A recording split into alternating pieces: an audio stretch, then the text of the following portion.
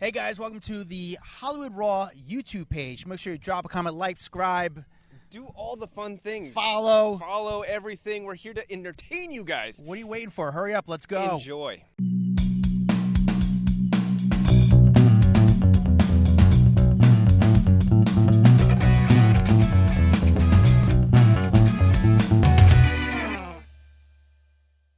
Welcome to the Hollywood Raw podcast. Today is our Raw Rundown, our special episode towards the end of the week where we like to get you caught up on all things entertainment news so that you didn't miss out on anything. Obviously, we all know what the biggest story of the week was. Johnny Depp, Amber Heard, the end of this trial and kind of the resolution. We're gonna get into that. So stick around. We got so much more coming up. There's a lot of other things that did happen this week. Maybe you didn't hear about them because Johnny and Amber kind of took over all of the news, but there's a lot of good stuff this week. Adam, how are you doing, buddy? Sorry, I didn't even introduce you. I'm just excited about today's topics. Obviously, Johnny Depp's the number one story of the week. We're going to get full in depth about it. You're going to learn why this is such a big case, what's actually happening, what did Johnny get, what did Amber get, and what's the latest with it. So we're going to get into that. For now, we thank you, the listeners, because you guys have been supporting us. We ask you guys to do reviews. And if you do a review, we actually read your review live on air. It's the best thing to do to support this podcast. We're not a Patreon. We don't ask you for money. All we ask is for a minute of your time to go to iTunes or wherever you listen to your podcast, but specifically iTunes. Go to Hollywood Raw. Go all the way to the bottom. Put in 5 stars. Say a few kind words. If you do that, we'll actually read your review live on air. Actually add your name to it, your real name to it, so we can actually really give you a specific shot. That's the thing that I think we've been missing, and this is my bad, you guys, for not saying this, but leave your review and at the bottom just say from John in Pennsylvania. And so then I can say your name, because I'm realizing that we're having to say the username, and a lot of that is sometimes funky because you can't actually get your real name. So leave your name so we can give you the listener shout out. Yes. Dax, you have a review ready? This one comes from I Love Waffles 685. Awesome podcast. Awesome, just awesome podcast. It's so good. I love it. 5 stars. Perfect. Simple, easy. I love waffles and I love you too. We really appreciate that. Okay, here's a second review. This one comes from Hank FR3846. Incredible podcast. Its title. It says, this podcast gives an insight view. Maybe that's an inside view into Hollywood unlike any other. It's as if you are a fly on the wall at the coolest Hollywood party. Highly suggest you listen. Hank, totally appreciate it. And it's kind of true. That's what we want. We want people to feel like they are really a part of an inside crew. Yes. With that said, thank you guys for the leave a review. It's the best thing to do to support us. It helps on the algorithm. We appreciate you. With that said, Dax, let's start with number 10. All right, number 10, Tom Hanks stars as Geppetto in the first trailer for the Disney's live-action Pinocchio. Adam, I don't know if you saw this, but they've got a whole new Pinocchio movie coming out. Tom Hanks literally does every single thing in Hollywood. I'm starting to realize, if I was an actor in my 50s or 60s, I'd be really pissed because Tom Hanks gets all the roles. All the dope roles, he gets it. Playing Geppetto, I feel like, is a legendary role, and I feel like Disney is so smart. They made a shit ton of money on Pinocchio the first time it came out, and now all they have to do is do a live action version. And now you got all of us in our 40s or whatever excited to see this with our children. God, they're so smart. So smart. The guy who directed this movie is the same guy, Robert Zemeckis, is the same guy who directed Forrest Gump. You got Joseph Gordon-Levitt as Jiminy Cricket. It's Keegan-Michael Key is in it, Luke Evans, Lorraine Bracco. I saw the trailer. It's very dramatic. Tom Hanks' accent throws me off a little bit. However, and that's the second Tom Hanks movie this year where people talk about his accent. He did this thing with his voice where he's great as the Woody in Toy Story, but when he does the voice of Geppetto, it seems like he's trying. It's a little jarring. But the trailer is very dramatic. The symphony behind it seems amazing. Of course, I'm going to see it. Not probably in theaters, but I'll wait till it's on Disney+. But yes, it looks pretty cool. Number 9, this one makes me sad. Norm Macdonald, jokes from the grave. But, he's got this new Netflix special that says Norm Macdonald, Nothing Special, talks about his death in this last special, saying you only got so much time. And you know, a lot of people have been talking about this special. He recorded it months before, and it's literally him kind of just talking to a camera, acting like essentially a stand-up routine, but it's just him and a camera. Like Zoom-ish. It's very different. I saw the first half of it. I actually think it's really funny. It's like the first part. I don't want to ruin it for anybody, but I'm going to. He talks about gambling. Anybody who knows Norm? Norm was a big gambler, but he's got this tone. His voice is just so distinct. And so it's really good. Is it like the same sort of special that you're used to seeing? Absolutely not. But he did this obviously at home. What's nice about it is they got a bunch of the comedians: David Letterman, Molly Shannon, Dave Chappelle, Conan O'Brien, Adam Sandler, and David Spade together, and they actually watched it and they told stories about Norm Macdonald. So it's nice to have, those guys a part of it, and it was just good to see Norm again. Unfortunately, he passed, but it was just nice to see him and just Yeah, so get some more jokes out of him. definitely check it out. If you're a Norm Macdonald fan, head over to Netflix and watch that special. All right, coming in at number 8, Nene Leakes is sued by her current boyfriend's wife, who claims that that Nene broke up their marriage. So, if you haven't followed this saga, basically Nene has a new boyfriend, and there was a lawsuit that TMZ obtained that claimed that basically Nene and the guy were together while he was still in a relationship with the estranged wife, and it was basically Nene who ultimately broke up the marriage. And in the documents, the woman goes on to say that because Leakes is such an active and huge presence on social media, that it caused her emotional distress and humiliation over the loss of affection from her husband, and she's seeking $100,000 in damages from the downfall of her marriage. Which is interesting. I didn't know you could sue someone I did not know either. for emotional distress over a loss of a marriage. Like, this is all new news to me. I've never seen this in all my years of entertainment news. So, Dax, let me ask you this. Something like this, obviously it becomes news because it's a lawsuit. Once you file a Mhm. lawsuit, it becomes public record. Does something like this get settled out of court? Does she just pay Yes. her off and just say, all right, just Yes. shut up? Like, it's not worth it. Absolutely. Nene is gonna go. This is so dumb, especially for $100,000. That is chump change, I think, for Nene So Leakes. they You just know said what I'm saying? $1,000. She's gonna settle it for like 25 grand and be done. Interesting. That's my thoughts. And It's I'm assuming the boyfriend is also gonna be like, I don't want to deal with this. Like, this is just gonna drag our names through the mud even more. Like, let's move on. Yeah. All right. All right. Next one. Number This 7. one is this one's huge. 7 is, and I love this story so much because Tom Cruise is getting the biggest opening weekend of his career with the new Top Gun. And I don't know, for some reason that makes me feel good because no one knew how this movie was going to do. They were like, why are we doing a remake of Top Gun? This is so dumb. The first one is legendary, but it has now catapulted his career to a whole nother level. Basically, Top Gun Maverick, which is a follow-up to the 1986 original, earned an estimated $124 million in the domestic box office over this last weekend, becoming his biggest opening weekend of all time. The first, Impressive. yeah, it's huge. It's also his first film to debut with more than $100 million, which is kind of shocking because this is Tom Cruise, who has had Mission Impossible. What was that other one? Minority Report. Like, he's had huge movies under his belt. So I'm shocked that it is his first movie to debut with over $100 million. Yeah. But really, really cool for him. They made this movie a while ago, and then he said in an interview during the Cannes Film Festival that he never considered doing a streaming release of this movie. They delayed putting this movie out because of the pandemic. People were going to theaters, and he wanted this to be a big screen movie. The reviews are incredible for this movie. People are Mhm. raving about it, saying how good it is. From what I heard, it's fun, funny, corny, cheesy. You know what's going to happen, and amazing. It's just, But literally, no one has said it's a bad movie. no, it's, Nobody. it's just a fun, great movie. And one of my favorite actors is in it is Miles Teller. I think Miles Teller is awesome. I And think he's just such a likable guy.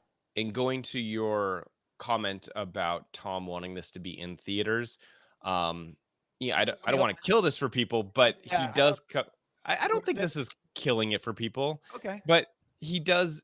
He does acknowledge that people are back in theaters, and he's grateful and appreciative. And I'll just leave it as that. And I think that's a really cool touch that they did to the movie. I'll leave it at that. But I'm gonna go see it this weekend. I'm very excited.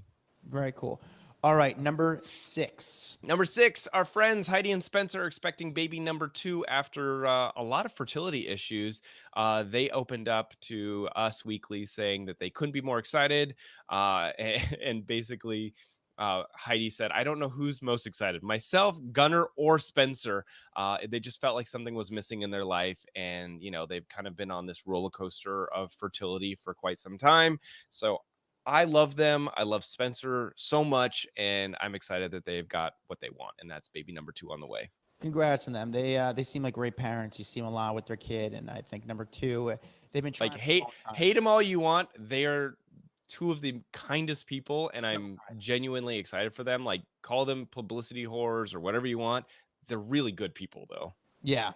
All right, number 5. Number 5, Jada Pinkett Smith finally addressing the whole Oscar slap on Red Table Talk. Of course, she addresses it on her show. I mean, we kind of knew this was coming. I think we said right after that whole incident, this is going to be the place that she talks about it, and she did. So she basically said that it is her deepest hope that Will and Chris will reconcile after the whole Oscar slap.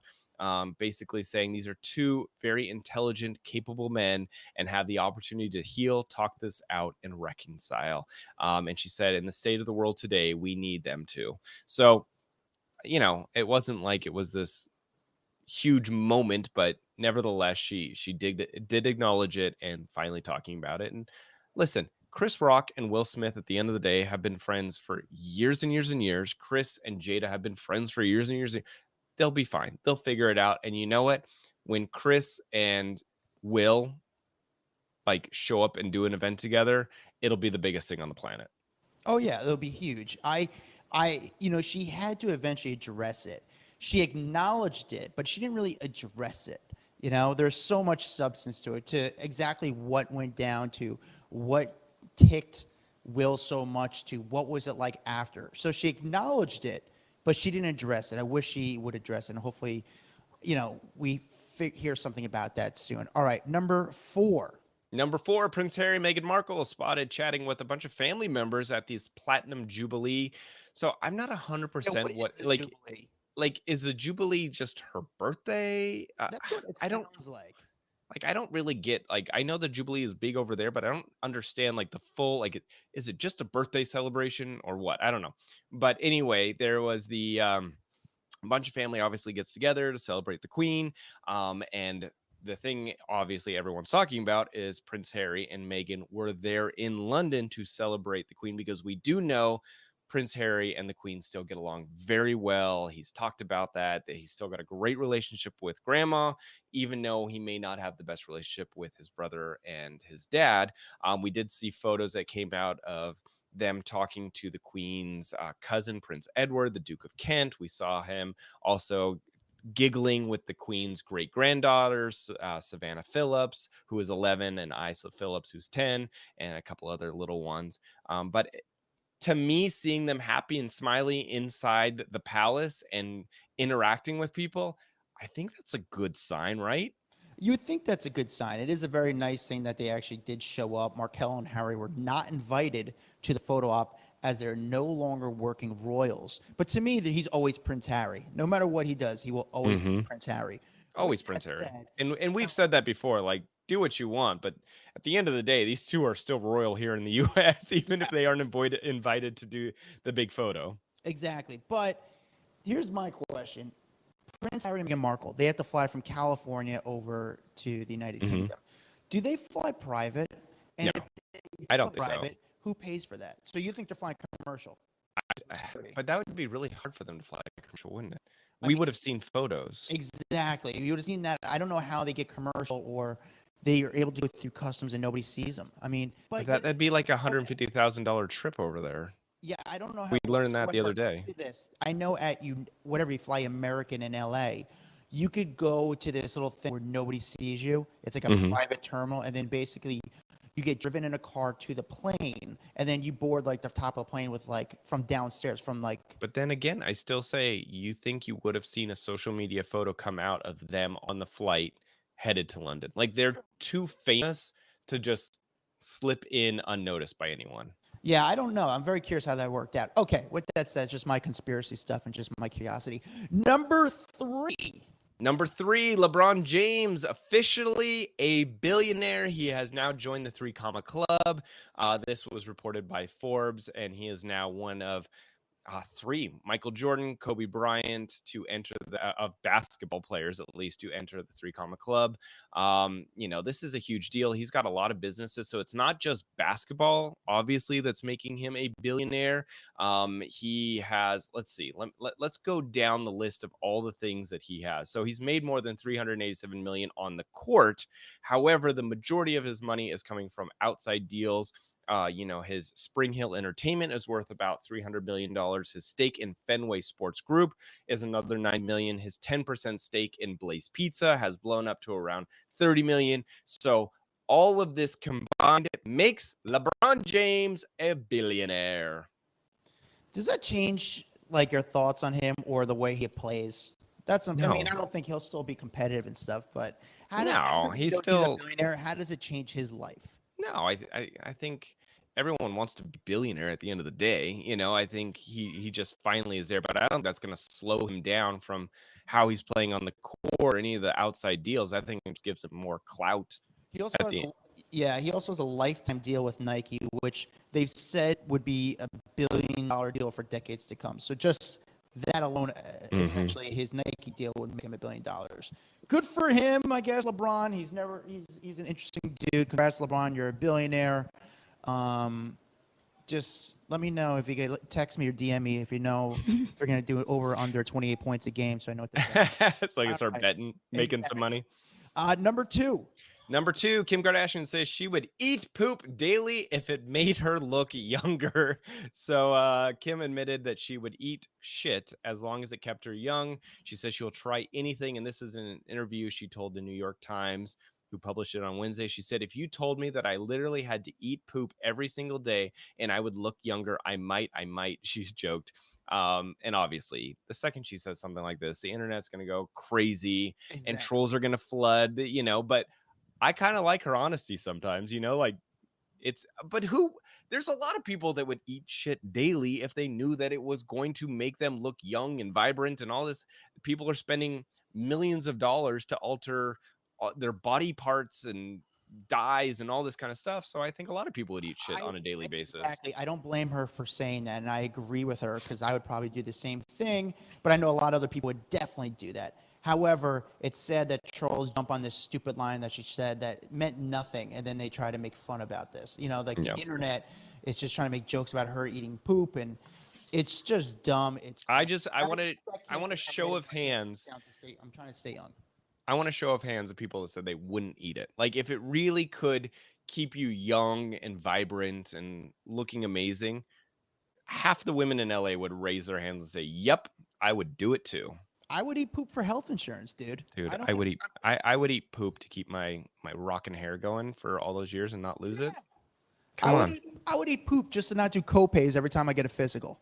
That's where I'm at in my career, okay? Like I said, all right, you have a copay, eat poop. I'm like, I'll eat poop. Times are tough. All right, enough about Kim and shit. Let's get on to the big story. Johnny Depp, you know the deal. Dax, explain to me, educate me on this case. All right, so Johnny Depp wins the massive defamation case against Amber Heard. He was awarded $10.3 million. If you're wondering how they got that number, so he was awarded $15 million, okay?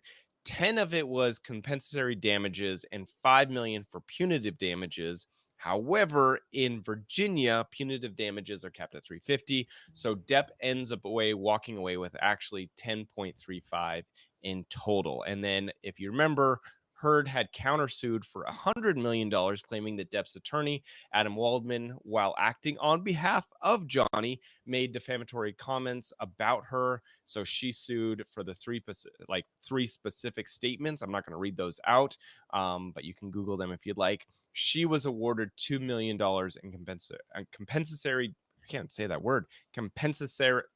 How do you say that word?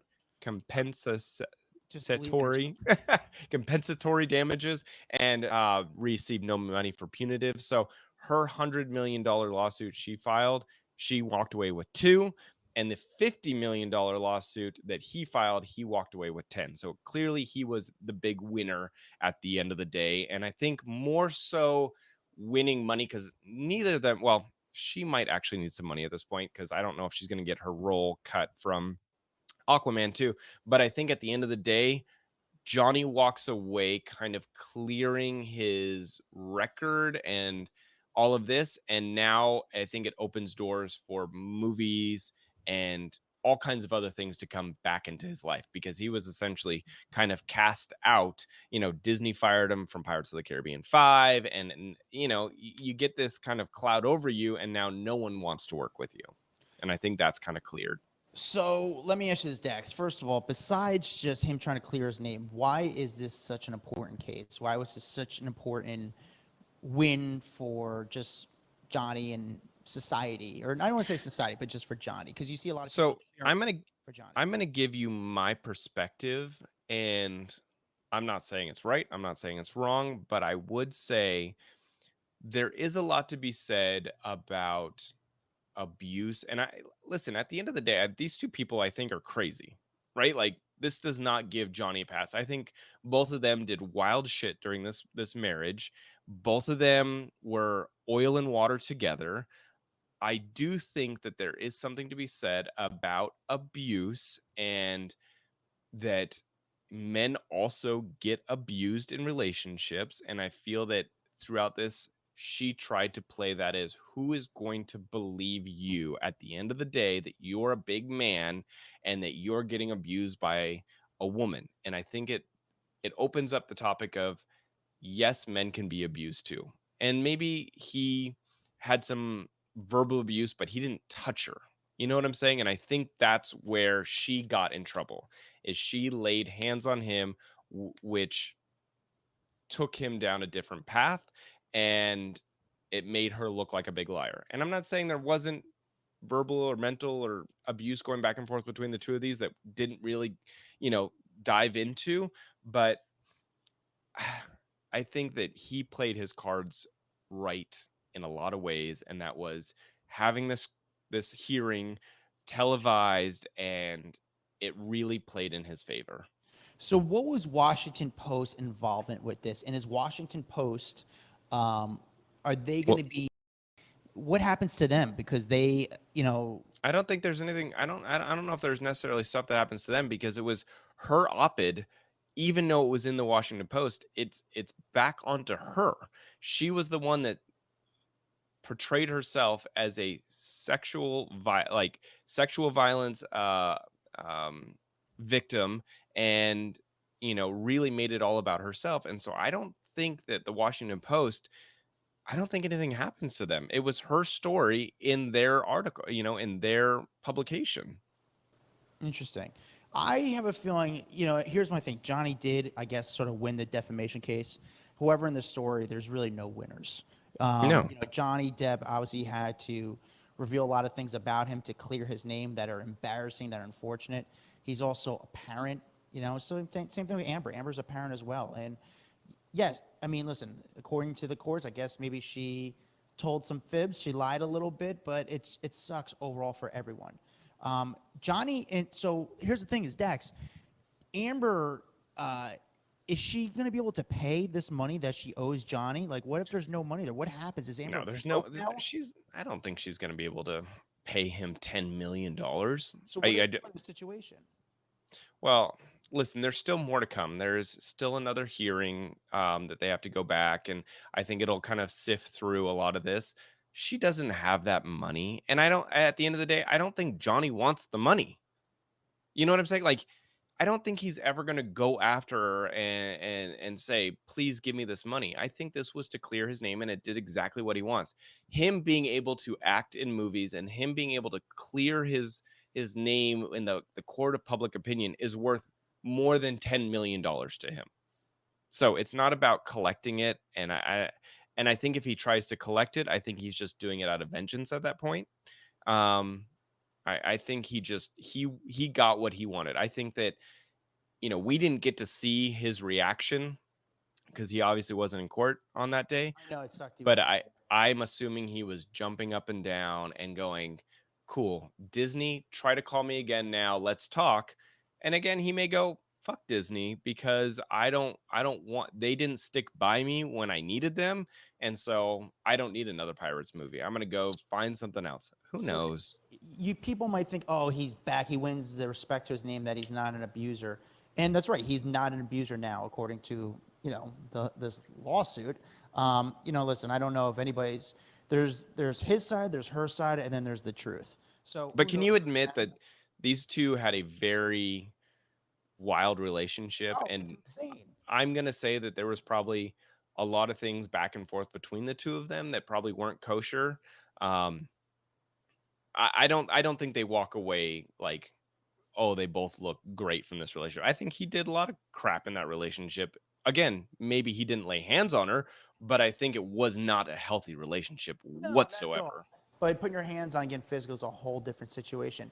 But I'll say this, in my opinion, the thing that made Johnny Depp such a great actor is that he was mysterious. There's some allure to him. Now that he does this court case where it's so personal and reveals so much, we learn so much about Johnny Depp and his friends, which his friends were great in the lawsuit. Yeah, but didn't it also kind of make him look funny and cool because he was laughing and giggling and doing all of that during this whole thing? Like, again, this was the most well orchestrated PR thing that he could have ever done. So let me ask you this: does this ruin the allure of him as an actor? Because I see this, Lindsay Lohan, great actress, but when Lindsay Lohan goes into a role now, people don't see Lindsay Lohan. They don't see the role.